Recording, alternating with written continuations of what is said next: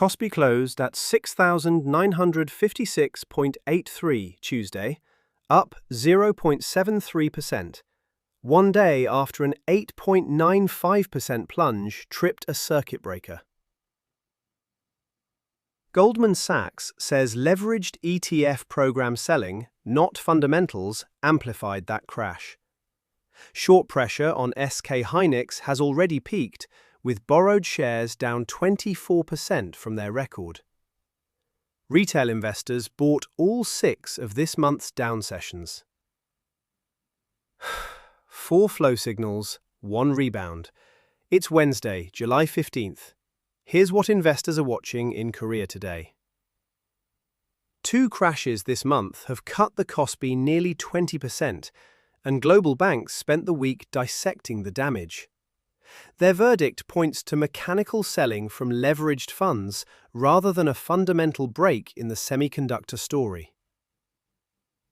4 of Korea's 10 most traded products are now single-stock leveraged ETFs, so volatility is wired into the market's own plumbing.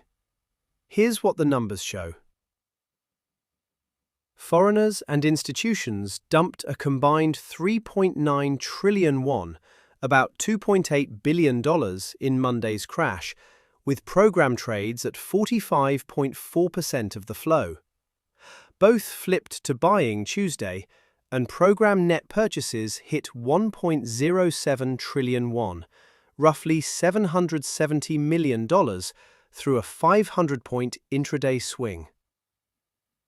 Goldman Sachs traced the outsized drop to leveraged ETF selling, a segment now managing about $175 billion globally.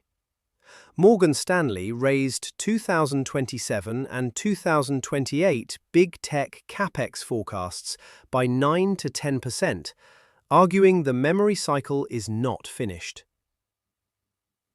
SK Hynix short balances collapsed to 22.1 billion won, about $16 million, under 0.01% of market cap versus 0.07% at end June. Retail investors net bought 4.15 trillion won, roughly $3 billion, across July's 6 down sessions. So, what does this mean for global market watchers? Earlier, we said Goldman blames machines, not fundamentals. Here's what that means for positioning. Mechanical selling exhausts itself once program flows reset. With Hynix short pressure unwound and retail cash absorbing declines, the setup leans towards stabilization rather than fresh capitulation. Tomorrow, watch foreign net buying and the program trading share. A second straight positive print would confirm the turn. That's today's AI Prism, Markets Daily. This episode was produced with AI assistance based on Seoul Economic Daily reporting and reviewed by a human editor. AI Prism is a 1 IFRA award-winning series. We'll be back tomorrow.